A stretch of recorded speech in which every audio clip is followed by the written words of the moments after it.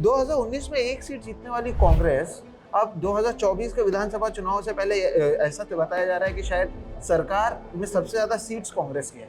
ऐसा क्या बदला है पिछले 5 सालों में कि एक सीट जीतने वाले शख्स इतनी सीटें जीत पाते हैं, 13 सीटें आ जाती हैं कांग्रेस की। फिर राहुल जी की जो कन्याकुमारी से कश्मीर जो पदयात्रा आई, जिस तरह से महाराष्ट्र के लोगों ने उस यात्रा को ताकत के साथ पूरे देश में, अगर राहुल जी की आपकी यात्रा देखोगे तो सबसे ज्यादा रिस्पांस महाराष्ट्र में मिला। नरेंद्र मोदी जी अभी वर्धा में आए, तो जो 2014 में जो उन्हें कमिटमेंट किसानों से किए थे, वही अभी वो कमिटमेंट करने वो आए।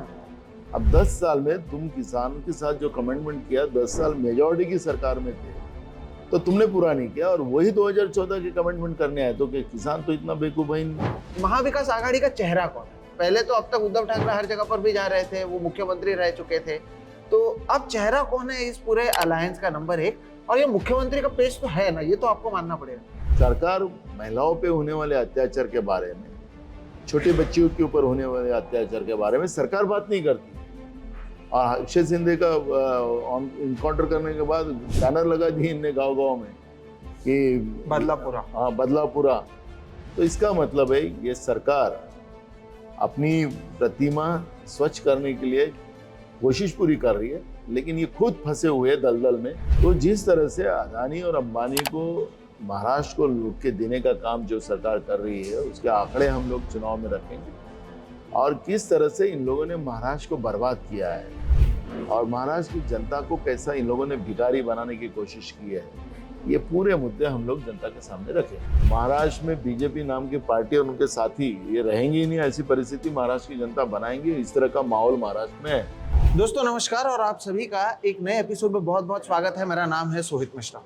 आप सभी को पता है कि आने वाले कुछ समय में या कुछ दिनों में महाराष्ट्र के विधानसभा के चुनाव होने वाले हैं, और इस चुनाव में एक पार्टी पर सबकी सबसे ज्यादा नजर है, वो है कांग्रेस। और महाराष्ट्र कांग्रेस के अध्यक्ष नाना पटोले हमारे साथ मौजूद है। बहुत बहुत शुक्रिया सर हमसे बातचीत करने के लिए। लोकसभा से शुरू करेंगे हम। 2019 में जब लोकसभा चुनाव हुआ था, तब कांग्रेस की एक सीट चुनकर आई थी, उसे चौथे नंबर की पार्टी मानी जा रही थी। 2014 तक महाराष्ट्र में लगभग, अगर कुछ उदाहरणों को छोड़ दे तो अधिकांश जो मुख्यमंत्री थे वो कांग्रेस के थे। फिर ऐसा लगा कि कांग्रेस जो है साफ हो चुकी है, एक एक कर लोग पार्टी छोड़कर चले गए। 2019 में एक सीट जीतने वाली कांग्रेस अब 2024 के विधानसभा चुनाव से पहले ऐसा तो बताया जा रहा है कि शायद सरकार में सबसे ज्यादा सीट्स कांग्रेस की है। ऐसा क्या बदला है पिछले 5 सालों में कि एक सीट जीतने वाले शख्स इतनी सीटें जीत पाते हैं, 13 सीटें आ जाती हैं कांग्रेस की? क्या बदला गया और इस चुनाव को लेकर क्या सोचते हैं? देखो, एकदम इसमें महाराष्ट्र की भूमि जो है वो शिव फुले अम्बेडकर के विचार की है। हमेशा यहाँ पर सर्वधर्म समभाव को हमेशा महत्व दिया गया है, और छत्रपति शिवाजी महाराज की भी वही भूमिका थी। गत कुछ पहले, मैं किसी लीडरशिप के बारे में नहीं बात करूंगा, लेकिन हम लोगों का अप्रोच थोड़ा कम हुआ, लोगों से हमने मिलना जुलना कम कर दिया, और स्वाभाविक है कि लोगों में स्थानिक नेताओं के बारे में गुस्सा आना ये स्वाभाविक था कि भाई हमारे वोटों से नेता बने और हमको ही नहीं पूछ रहे। लेकिन जब राहुल जी और सोनिया जी ने मुझे ये जवाबदारी दी प्रदेश अध्यक्ष करके, और महाराष्ट्र के मैं हर क्षेत्र में गया, लोगों से मिला, लोग खुद पे खुद कांग्रेस की विचारधारा वाले ही थे और खुद पे खुद उस प्रवाह में आए। और मेरे को जब पता लगा कि महाराष्ट्र एक कांग्रेस विचार का है और कांग्रेस ही लोगों को चाहिए। और आपने देखा होगा कि पार्लियामेंट के चुनाव में भी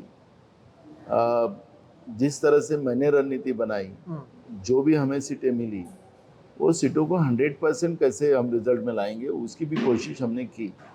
2-3 जगह में हमें जो लॉस हुआ है उसके कोई रीज़न रहे, उम्मीदवार भी उसका हमारे जो ओवर कॉन्फिडेंस में जाने की वजह से वहाँ पर सब प्रॉब्लम हुए। ये तो 100% रिजल्ट इस बार हमें पार्लियामेंट में मिलता था। उसका रीज़न भी ऐसा है कि गलती से महाराष्ट्र में बीजेपी और बीजेपी प्रणीत सरकार जो आई है 10 साल से, मैं गलती से शब्द यूज़ करता हूँ क्योंकि ये बीजेपी की भूमि नहीं रही है। हमारे ही लोगों को तोड़ के अपने पास ले जाना, फिर उनको ये देकर वो सत्ता में आए थे। हमारे कुछ लोग अभी पार्लियामेंट के चुनाव के समय भी इन लोगों ने अपने पार्टी दल में लिए। उदाहरण में नांदेड़ का सबसे बड़ा एक उदाहरण आपके सामने है जी। तो नांदेड़ का भी रिजल्ट आपने देखा होगा कि वो कांग्रेस के साथ ही आके खड़ा हुआ, क्योंकि वहाँ के लोग ये कांग्रेस वाले हैं और कांग्रेस ही उनकी खून खून में बसती है, और वहाँ का भी रिजल्ट हमारे साथ आया। तो लोग चाहते हैं कि महाराष्ट्र में कांग्रेस की लीडरशिप और राहुल गांधी देश का प्रधानमंत्री बने, ये सपना महाराष्ट्र की जनता का है। और रिजल्ट एकदम वहाँ पे क्लियरिटी से आया। महाराष्ट्र में सबसे बड़ी पार्टी करके ये चुनाव में कांग्रेस आगे आई, और वही मेरा शुरुआत से दावा था कि इस बार एक परिवर्तन की लहर महाराष्ट्र में, और उसके रिजल्ट आपको देखने मिले। नहीं, ये बात तो माननी भी पड़ेगी, क्योंकि जो वीडियो कॉन्फ्रेंसिंग में दिल्ली से जब हो रही थी और हर एक राज्य के जो अध्यक्ष को बुलाया जा रहा था, उसमें आपने कहा था कि 13 या उससे ज़्यादा सीटें जो हैं कांग्रेस जीत सकती है। लेकिन जो आपके साथ विपक्ष में या आपके विरोध में जो लोग हैं, उनका कहना है कि एक फ्लूक था, कांग्रेस के लोगों ने भी नहीं सोचा था कि ये जीत पाएंगे। यही मेरा आपसे सवाल था कि अशोक चौहान चले गए, मिलिंद देवराज चले गए, और भी तमाम नेता चले गए, मुद्दे क्या थे? क्योंकि आपके साथ में तो शरद पवार भी थे, उद्धव ठाकरे की शिवसेना भी थी, फिर भी उनसे ज़्यादा सीटें आप लोगों की आई। इसकी वजह आप क्या मानते हैं? क्या ये कैंडिडेट्स की वजह से हुआ, पार्टी की वजह से हुआ, राहुल गांधी के नाम पर हुआ, किसके कारण हुआ, या कौन से ऐसे मुद्दे थे जिसकी वजह से आप लोग ज़्यादा आए? मैं शुरुआत से एक बात कहता हूँ कि राहुल जी की जो कन्याकुमारी से कश्मीर जो पदयात्रा आई, जिस तरह से महाराष्ट्र के लोगों ने उस यात्रा को ताकत के साथ, पूरे देश में अगर राहुल जी की आपकी यात्रा देखोगे तो सबसे ज़्यादा रिस्पांस महाराष्ट्र में मिला।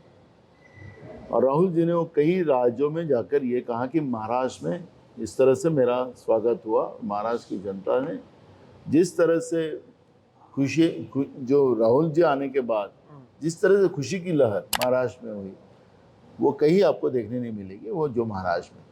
तो राहुल जी की मेहनत तो उसमें एक सबसे बड़ा योगदान रहा। उसको प्रॉपर कैश करने की जवाबदारी मैं पीसीसी अध्यक्ष करके मेरी थी। हमारे संगठन में सभी जो लोग हैं, कार्यकर्ता है, उनको साथ में लेके हमने उस तरह की एक रणनीति बनाई। नेता जाने से कुछ नहीं होता, नेता तो लोग बनाते हैं, लोगों को नेता नहीं बनाता। महाराष्ट्र का कॉन्सेप्ट एकदम क्लियर है, नेता जाएंगे आएंगे लेकिन पार्टी को कोई इफेक्ट नहीं। सिर्फ कार्यकर्ताओं को जिस रिस्पेक्ट जो चाहिए वो रिस्पेक्ट उनको मिलना चाहिए। वही मैंने काम किया, हमारी सब संगठन ने किया, और उसके रिजल्ट महाराष्ट्र में आए। तो इसलिए राहुल जी की मेहनत और हमने संगठन को जिस तरह से संभाला, और महाराष्ट्र की जनता में कांग्रेस का एक विश्वास हमने जो जगाया, उसका ही रिजल्ट कांग्रेस सबसे बड़ी पार्टी करके आज सामने आई। ठीक, अब आ रहे हैं विधानसभा चुनाव। ये कहा जाता है सर कि लोगों को गुस्सा था कि दो पार्टियां हैं जो यहाँ की स्थानिक पार्टियां हैं, शिवसेना और एनसीपी, दोनों को तोड़ा गया था, वो भी लोगों का गुस्सा था, और तमाम तरीके के गुस्से थे। अब वो गुस्सा लोकसभा में निकल गया। अब क्या उसी तरह का गुस्सा विधानसभा में भी निकलेगा? क्योंकि एक बार तो वो गुस्सा निकल चुका है। तो कौन से ऐसे मुद्दे हैं जिसे लेकर आप लोग ये चुनाव लड़ रहे हैं? और ये भी कहा जाता है कि कांग्रेस ने सर्वे करवाए थे सभी सीटों के, और सबसे ज्यादा सीटें ऐसा दिखाया जा रहा है कि कांग्रेस के। तो अब महाविकास आघाड़ी में, जहां पर पहले ये माना जाता था कि शिवसेना उद्धव ठाकरे जो हैं वो एक बड़े भाई हैं और बाकी जो दो हैं वो उनके साथ में हैं, ऐसा क्या ये सर्वे के बाद आप लोगों के बीच में वो समीकरण बदला है? क्या हो रहा है आप लोगों के बीच, और कौन से मुद्दे हैं जिसे लेकर आप लोग जा रहे हैं? देखो, ये महाराष्ट्र की जो सरकार है, ये सरकार के बारे में तो मैं पहली बार, मैं गए एक लंबे समय 30 साल में महाराष्ट्र के राजनीति में मैं काम कर रहा हूँ।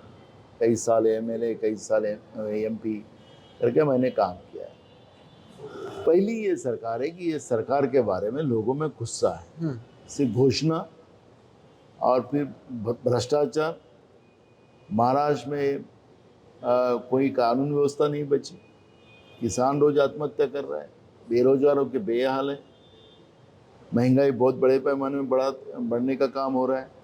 तो ये सब चीज़ें जो है, लोगों को जितने भी झूठा आश्वासन देकर, नरेंद्र मोदी हो, फडणवीस हो, गडकरी हो, अमित शाह हो, जिस तरह से आके बड़ी बड़ी बातें करके वो गए थे, तो महाराष्ट्र की जनता ने समझ चुकी कि ये लोग हमें सिर्फ सत्ता के लिए इस तरह की घोषणा करने वाले। आपने देखा होगा नरेंद्र मोदी जी अभी वर्धा में आए, तो जो 2014 में जो उन्हें कमिटमेंट किसानों से किए थे, वही अभी वो कमिटमेंट करने वो आए।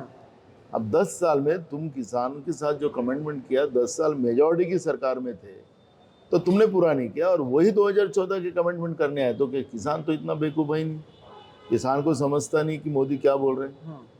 अभी तुम एजेंसी के माध्यम से लोग जमा कर लिए, कलेक्टर के माध्यम से, जिला परिषद सीओ के माध्यम से, सब प्रशासन के माध्यम से तुमने वहाँ लोग तो जमा कर लिए, लेकिन वहाँ से जाते समय में लोगों ने इनको गाली देख के गए। जब चुनाव की प्रक्रिया शुरू हो जाएगी तो एजेंसी इनके हाथ में नहीं रहेगी। तुमको नरेंद्र मोदी और अमित शाह बहुत आए महाराष्ट्र में, उनको तो अब उनको हम आमंत्रित करते हैं कि रोज आए। इस बार नरेंद्र मोदी और अमित शाह की जितनी सभाएं महाराष्ट्र में होगी, उतना ही फायदा महाविकास आघाड़ी को होने वाला है। क्योंकि ये लोग झूठ बोलने वाले जो लोग हैं, सुबह से रात तक झूठ ही झूठ, सत्ता में बैठकर झूठ बोलने वाली व्यवस्था जो राज्य की है और वो केंद्र की है, लोगों ने ये झूठ को अब साथ नहीं देने का मानस बना लिया है। और उसके रिजल्ट जो आएंगे वो महाविकास आघाड़ी के साथ आएंगे। और ये झूठी सरकार, झूठ बोलने वाली सरकार, फरेब करने वाली सरकार सत्ता से लोग बाहर करेंगे। यही आपने देखा होगा मालवन में कल ही रिपोर्ट आया, छत्रपति शिवाजी महाराज की प्रतिमा में भी पैसा इन लोगों ने खाया। ये तो बोल रहे थे ये हवा से गिर गया। अब उनकी समिति जो बनाई थी राज्य सरकार की, वही समिति बता रही है कि उसका वेल्डिंग बराबर नहीं किया था, उसको जंग लग गया था और इसलिए वो मूर्ति गिर गई। अब उनकी समिति बता रही, ये बोलती है हवा से गिरी। और इनकी राज्य समिति जो चौकसी समिति लगाई थी, वो बता रही कि करप्शन हो गया था वहां पे, और करप्शन की वजह से वो मूर्ति गिर गई। महाराष्ट्र के दैवत शिवाजी महाराज का, छत्रपति शिवाजी महाराज का अपमान इन लोगों ने किया। तो महाराष्ट्र की जनता महाराष्ट्र के दैवत का अपमान करने वाले शिवद्रोही लोगों को साथ देगी?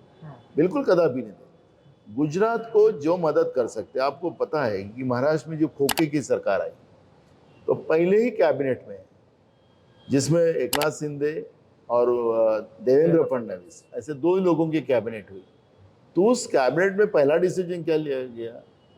एक ही डिसीजन लिया गया, वो बुलेट ट्रेन का लिया। 65% पैसा ये महाराष्ट्र गवर्नमेंट देगी, 35% गुजरात गवर्नमेंट देगी। इस तरह का कैबिनेट में पहला ठहरा हुआ। तो महाराष्ट्र में खोखे की सरकार किसके लिए लाई गई थी? तो खोखे की सरकार लाई सिर्फ बुलेट ट्रेन के लिए, क्योंकि जो हमारी आर्थिक राजधानी जो देश की है मुंबई, उसको वो गुजरात लेके जाना चाहते हैं। उनका प्लान पूरा तैयार है। डायमंड मार्केट लेके गए, बहुत सारी योजनाएं गुजरात लेके जा रहे। तो इसका मतलब है कि गुजरात की जो लीडरशिप जो केंद्र दिल्ली में बैठी हुई है, वो इस तरह की खोखे की सरकार बनाकर महाराष्ट्र को लूटने का काम जो कर रही है, वो अब स्पष्ट हो चुका है। तो इसलिए ऐसी परिस्थिति में महाराष्ट्र की जनता, जो छत्रपति शिवाजी महाराज की जनता है, क्योंकि आपने देखा होगा कि फडणवीस ने बीच में कहा कि सूरत लूट के लाते थे, तो बिल्कुल इतिहासकार ने वही लिखा है। वही हमने, कांग्रेस ने इतिहास में झूठ बताया है, शिवाजी महाराज को लुटेरा बता दिया है, वो इतिहासकारों की लाइन है। बाद में उस स्टेटमेंट को कई इतिहासकारों ने सामने आके कहा कि हाँ वही लाइन बराबर, उनके खुद के पार्टी के लोगों ने कहा। हाँ, और उनके पार्टी ने भी कहा है, क्योंकि फडणवीस को अकेला गिर गया। तो ऑलरेडी जो लाइन थी कि लूटा किसको जाता है, जो डाकू है उनसे, जो डाकुओं से लूट कर जो लाया जाता है और जनता को दिया जाता है, तो उनको लूटे शब्द यूज किया इतिहासकारों ने। तो आज ऐसा उल्टा हो गया कि महाराष्ट्र को लूटकर गुजरात को, सूरत को दिया जा रहा है। तो महाराष्ट्र की जनता तो ये सहन नहीं करेगी। ठीक, स्वाभाविक है कि ये सरकार की जो प्रतिमा है महाराष्ट्र की, जो आज खोखे की सरकार है, ये शिवद्रोही भी है और महाराष्ट्र द्रोही भी है। और इसकी प्रतिमा कितनी भी सुधारी जाए तो सुधरने का कोई कारण नहीं। चुनाव की प्रक्रिया शुरू होने दो। आज तो आपने देखा होगा कि एकनाथ शिंदे बुल्ढाना डिस्ट्रिक्ट के दौरे पे गए, तो किसान इनके काफिले में घुस गए और अपने खून से साइन किए हुए एप्लीकेशन मुख्यमंत्री को उन लोगों ने काफिले में घुस के दिया। तो लोगों में आज तो वो मुख्यमंत्री है, उनकी पावर है अभी उनके पास में, लेकिन चुनाव प्रक्रिया में जब जाएंगे तो लोग इनको सवाल किस तरह से पूछने वाले हैं, तुम लोगों की भावना में देखो। ठीक। महाराष्ट्र में जिस तरह से इन लोगों ने जाति के नाम से महाराष्ट्र को तोड़ के रखा है, ओबीसी वर्सेस मराठा, आदिवासी विरोध में धनगर गोवारी ऐसे कुछ कई कम्युनिटीजों को तोड़ के रखा है। सब लोग इनको जवाब मांग रहे हैं ना, और इनके पास जवाब नहीं है। और इवेंट के माध्यम से हम बहुत अच्छे हैं, हमने बहुत महाराष्ट्र के लिखा, तो वो अभी महाराष्ट्र में कितने गड्ढे हैं। खुद माननीय महामहिम राष्ट्रपति जी कहते कि पुणे के रास्ता के बारे में उन्होंने उसमें कमेंट किया है कि ट्रक चलता हुआ ट्रक पूरे रास्ते के अंदर घुस गया। तो महाराष्ट्र का विकास तो उसमें स्पष्ट हो चुका है। ठीक, आपने तमाम मुद्दे बताए हैं जिसको लेकर आप लोग चुनाव लड़ रहे हैं, लेकिन इसमें एक जो दूसरा सवाल था, आप लोगों ने जो सर्वे कराया है उस सर्वे से क्या सामने आता है और क्या कांग्रेस ताकतवर होती हुई नजर आ रही है? महाविकास आघाड़ी के बीच का समीकरण कैसे होगा उसका? तो एकदम सिंपल है। महाराष्ट्र में कांग्रेस एंटायर महाराष्ट्र का है, हमारे साथी दल उनका एक अलग अलग एरिया में उनका प्रभाव है, लेकिन कांग्रेस तो पूरे स्टेट में है। तो स्वाभाविक है कि इस सीट शेयरिंग में कांग्रेस के पास ज़्यादा सीटें आएंगी।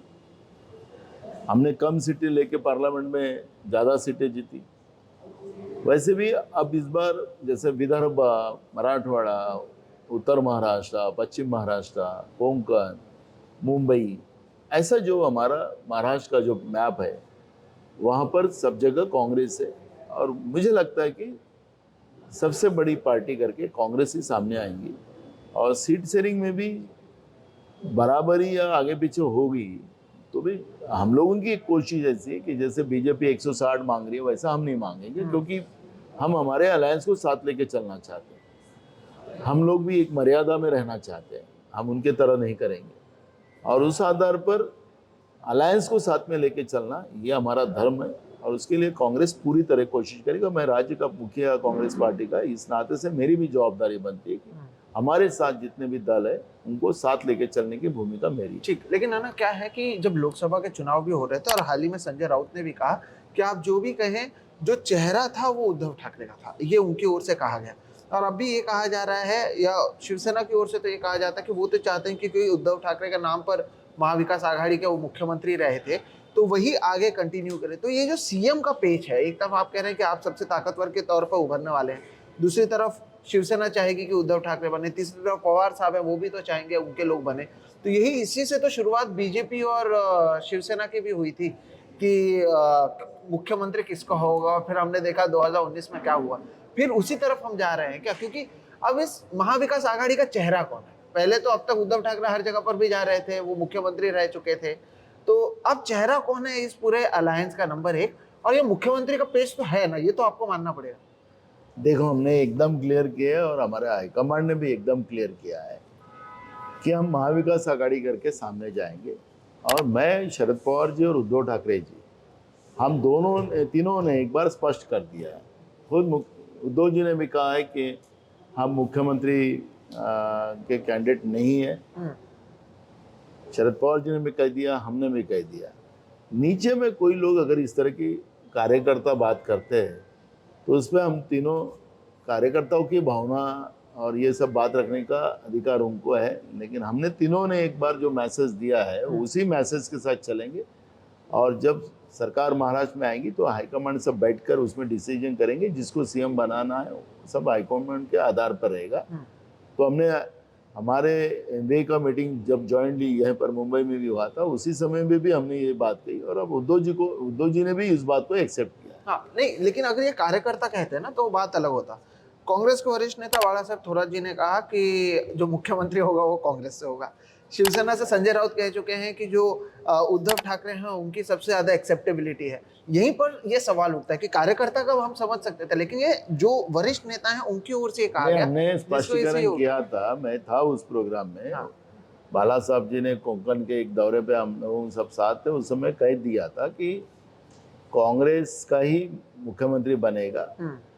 वो आघाड़ी का मुख्यमंत्री बोलने की जगह वो कांग्रेस का बोल दिया था, तो हमने उसका स्पष्टीकरण दे दिया था कि हमारी कोई भूमिका ये नहीं थी, बाला साहब की भी नहीं थी, वो महाविकास आघाड़ी करके ही उनकी बात रखने का था, लेकिन फ्लोटली वो कांग्रेस आ गया था तो इसलिए हमने उसी समय में उस बात का निराकरण कर दिया था। ठीक, तो तीनों के बीच में कुछ नहीं है आप कह रहे हैं। चलिए अब आगे एक सवाल ये है कि आप जब चुनाव लड़ने जा रहे हैं, दो तीन ऐसे मुद्दे हैं जो बहुत महत्वपूर्ण हैं, जो शायद बदलाव ला सकते हैं। एक है लाडली बहन योजना, जिसका इस्तेमाल महायुति की ओर से लगातार की जा रही है। उसी में एक और चीज जो उनको मिल गई है, जो पूरा बदलापुर का मामला सामने आया, उसमें एनकाउंटर को लेकर तमाम तरीके के सवाल लगातार उठ रहे हैं, लेकिन जिस तरह के बैनर्स लगाए गए हैं हर जगह पर, उसके नाम पर तो ये वोट मांगने की कोशिश करेंगे। क्या इसे आप लोग एक चैलेंज मानते हैं कि देवेंद्र फडणवीस, एकनाथ शिंदे, अभी तो अमित शाह भी महाराष्ट्र के दौरे पर हैं, अजित पवार भी हैं, वो गुलाबी जैकेट भी पहनकर घूम रहे हैं, तो ये मुद्दा तो है ना, इसके नाम पर तो वोट्स में बंटवारे की कोशिश करने की कोशिश वो कर रहे हैं, महिला वोटर्स को अपनी तरफ लाने की कोशिश कर रहे हैं। इसका आप लोग काउंटर कैसे दें? देखो, मैं तो एक सिंपल है कि जो चीज़ चलती नहीं है उसकी एडवर्टाइज बहुत करना पड़ता है। अब इनके पास समय नहीं है। ये सरकार को कितना भी ऐड कर ले, ये लोग कितना भी क्रेडिट लेने की कोशिश करे, लेकिन इनका जनमत खराब हो चुका है। एक लाडली बहन योजना, ये हमारे नेता राहुल गांधी जी की उपज है। आपने देखा होगा कि लोकसभा के चुनाव में भी हमने जो 5 गारंटी दी थी महिलाओं के लिए, हमारी पार्टी क्या करेंगी, उसमें हमने भूमिका स्पष्ट की थी। अब सरकार नहीं है हमारी सेंट्रल में, वो बात अलग है, लेकिन हम लोग कर्नाटक में हम लोग सत्ता में हैं, हम लोग तेलंगाना में, हम हिमाचल में हैं। तो कर्नाटक से ये योजना की शुरुआत हुई, कर्नाटक में हमने ये योजना चला रहे हैं, इससे ज़्यादा पैसे दे रहे हैं। तो मेरा ये कहना है कि योजना का तो हमने कभी विरोध किया नहीं। रहा बदलापुर की घटना की बात आप रख रहे हो, तो बदलापुर की जितनी भी ये लोग जितना उसको घुमाने की कोशिश कर रहे हो, उतनी ही सरकार उसमें दलदल में फंस रही है। अक्षय सिंधे को इनकाउंटर के बाद जो सवाल हमने खड़े किए थे, हमने अक्षय सिंधे को क्यों मारा, हमने किसी ने नहीं बोला। हमने कहा कि जिस तरह से इनकाउंटर किया गया है, वो क्योंकि पॉकेट मार करने वाले आदमी को भी हथकड़ी बांध के लेके जाते हैं। ये तो बदमाश आदमी था अक्षय सिंधे, इसको हथकड़ी क्यों नहीं बांधी गई थी? हथकड़ी बांधी थी तो पुलिस की रिवॉल्वर इसने कैसी निकाली तो अनलॉक कैसी थी? क्योंकि ये तो नक्सल एरिया नहीं है, तो पुलिस ने तो अनलॉक कर रखना चाहिए, उसको लॉक करके रखना चाहिए। उसने गोली कैसे पैर, क्योंकि हथकड़ी अगर बांधी रहती तो उसको बंदूक पकड़ा तो उसको नीचे में नहीं डाल सकता, तो ऊपर ही करेगा। तो वो जो पीआई था उसके पैर पे गोली लगी है। तो इसका मतलब है, और इसलिए कोर्ट ने भी ये सब मुद्दे वहाँ पे लाए। तो हमने मुद्दा ये किया था कि भाई जो लोग इसमें है, इन्वॉल्व है, जो संस्था के जो संचालक है वो बीजेपी और आरएसएस के करके उनको छोड़ा जा रहा है क्या? उनको बचाने के लिए किया जा रहा है क्या? तो सत्ता में बैठे हुए लोग कहते हैं कि हम अक्षय सिंधे के बाजू, हम अक्षय सिंधे के बाजू में नहीं है। हम अभी भी स्पष्ट कर रहे हैं, हमने पहले भी कहा है, जो लोग इसमें इन्वॉल्व है सब लोगों को इनकाउंटर करो, हम इनके साथ हैं, सरकार के साथ। लेकिन सरकार की नीयत साफ नहीं है, इसकी जो जड़ है, क्योंकि केतन तिरोडकर ने जो जनिता जी का डाली है कोर्ट में, हाई कोर्ट में, उसमें जो एलिगेशन लगा है वो बहुत डेंजर है।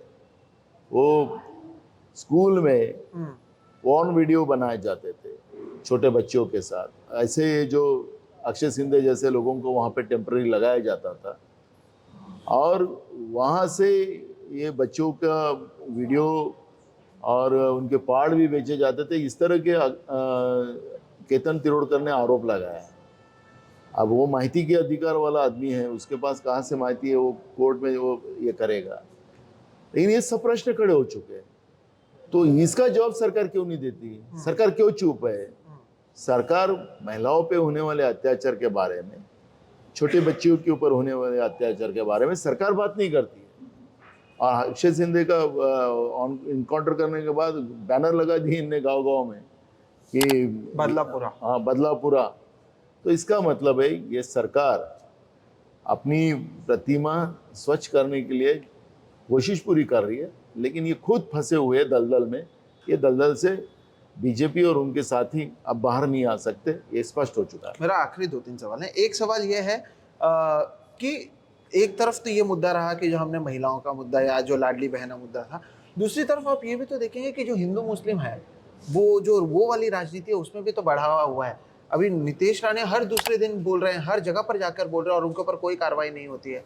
वो मस्जिदों में घुसकर मारने की बात करते हैं और वो रामगिरी का समर्थन करते हुए वो नजर आते हैं। इससे आप लोग कैसे टैकल करेंगे? ये तो एक मुद्दा है। कोल्हापुर जैसे इलाकों में हम देख रहे हैं दंगा किया जाता है। इससे पहले चुनावों में लोकसभा के समय मीरा रोड में दंगा कराया गया। ये एक बड़ा मुद्दा आप मानते हैं और इस पर किस तरह से आप लोगों का क्या इसके पीछे लॉजिक? देखो, महाराष्ट्र की जनता अब बहुत समझदार हो चुकी है। हिंदू मुस्लिम बौद्ध हिंदू, ये लड़ाई में लोगों का कोई इन्वॉल्व नहीं है। इनके लोग जबरदस्ती इस तरह का माहौल बनाने की कोशिश कर रहे हैं। हिंदुओं ने भी, मैं देख रहा हूँ नासिक में ये घटना हुई, हिंदू महासभा या कोई सभा थी, उन लोगों ने एक बड़ा वहाँ पर जुलूस निकाला और मस्जिदों पे जाके पथराव किया, क्या क्या किया। तो वहाँ पर वहाँ के मुस्लिम और वहाँ के हिंदुओं ने इस सब व्यवस्था, क्योंकि वो बाहर से गए थे, और वहाँ के लोगों ने उस माहौल को शांत खुद किया वहाँ नासिक में। तो ऐसे हर जिले में इस तरह की व्यवस्था वो बनाना चाहते। गंदी बातें बोलकर जो हमारे राज्य में शोभनीय नहीं है। हमेशा महाराष्ट्र तो सर्वधर्म समभाव को मानने वाला राज्य है, लेकिन जिस तरह से वक्तव्य बीजेपी की तरफ से आता है, किसी से कहलाया जाता है, तो जनता ये महाराष्ट्र की समझती है। और इसलिए जितना ये गंदगी करेंगे, गंदगी के दलदल में ये खुद ही फंसेंगे और इनकी यह हालत होगी कि ये कहीं के नहीं रहेंगे। महाराष्ट्र में बीजेपी नाम की पार्टी और उनके साथी ये रहेंगे ही नहीं। ऐसी परिस्थिति महाराष्ट्र की जनता बनाएंगे। इस तरह का माहौल महाराष्ट्र में है, इसलिए हम लोग इनके फसाद में जाना नहीं चाहते।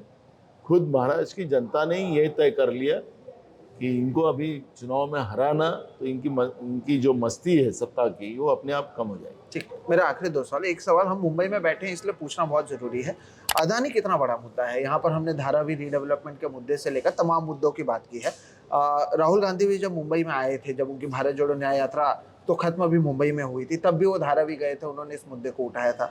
अब सॉल्ट जो पैन लैंड है वो भी देने की बात की जा रही है, जो मिल है वो भी देने की बात की जा रही है। एक एक कर जिस तरह के नियम बनाए जा रहे हैं, इस चुनाव में ये कितना बड़ा मुद्दा है अदानी का कांग्रेस के लिए? बहुत बड़ा मुद्दा है। अदानी अंबानी हमारे लिए बड़े इशू है। जिस तरह से महाराष्ट्र की जनता का निवाला छीनकर, मुंह का निवाला छीनकर अदानी अंबानी को दिया जा रहा है, उनका कर्जा माफ किया जा रहा है। अनिल अंबानी का 1700 करोड़ रुपए का कर्जा 6 महीने पहले इन लोगों ने माफ किया, उसकी जाहिरात क्यों नहीं की? लाडली बहना को 1500 रुपये दिया जाता तो उसकी बड़ी जाहिरात की जाती है कि हमने बहुत बड़ा उपकार किया है। अनिल अंबानी का कर्जा माफ किया, उसके बारे में नहीं देना चाहिए ना, उसका भी तो प्रसिद्धि करना है। 470 करोड़ रुपया लाडली बहन की प्रसिद्धि के लिए वो लोग खर्चा कर रहे, तो अनिल अंबानी के इसमें भी कुछ रख देना चाहिए। तो जिस तरह से अदानी और अंबानी को महाराष्ट्र को लूट के देने का काम जो सरकार कर रही है, उसके आंकड़े हम लोग चुनाव में रखेंगे, और किस तरह से इन लोगों ने महाराष्ट्र को बर्बाद किया है और महाराष्ट्र की जनता को कैसा इन लोगों ने भिखारी बनाने की कोशिश की है, ये पूरे मुद्दे हम लोग जनता के सामने रखेंगे। ठीक, आखिरी सवाल, चुनाव के बाद जो मुख्यमंत्री बनेगा वो किस पार्टी का बनेगा? महाविकास आघाड़ी का बनेगा। किस पार्टी का बनेगा? महाविकास। आप क्या चाहते हैं किस पार्टी? हम चुनाव में महाविकास आघाड़ी जाएंगे, हाईकमांड डिसाइड करेगा कि महाविकास आघाड़ी का मुख्यमंत्री बनाए। बिल्कुल। तो बहुत बहुत शुक्रिया सर। और जैसे कि आपने देखा, महाराष्ट्र कांग्रेस के अध्यक्ष नाना पटोले जी ने हर एक सवाल का जवाब दिया। कांग्रेस दोस्तों इस चुनाव में जो सर्वेज भी आ रहे हैं, सबसे बड़ी पार्टी के रूप में उभरती हुई नजर आ रही है। इसका कितना प्रभाव पड़ेगा ये भी देखना बहुत महत्वपूर्ण होगा। लेकिन बहुत बहुत शुक्रिया सर, आप जुड़े, आपने बातचीत की। फिलहाल इस वीडियो में इतना ही। हम दोनों की तरफ से नमस्कार।